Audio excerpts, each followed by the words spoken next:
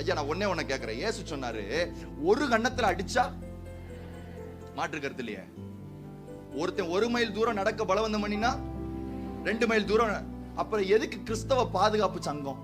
அந்த சங்கம் என்ன செய்யும் கேட்கிறேன், எனக்கு புரியல. அந்த சங்கம் என்ன செய்யும்? அடிக்கும் போது வருமா? எதிர்த்து கேஸ் போடுமா? எதிர்த்து வழக்கு போடுமா? மேல் வழக்கு போடுமா? இந்த சங்கம் என்ன செய்யும் நான் சொல்லட்டா?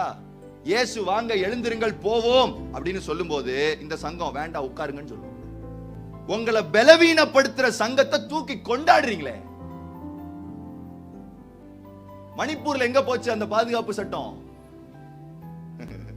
பாதுகாப்பு சட்டம் மணிப்பூர்ல எங்க போச்சு? எங்க அந்த கிறிஸ்தவர்கள்? தமிழ்நாட்டுல ஒரு 10 பேர் அப்படி சுத்திட்டு இருக்கான், பின்னாடி தெரியாதீங்க.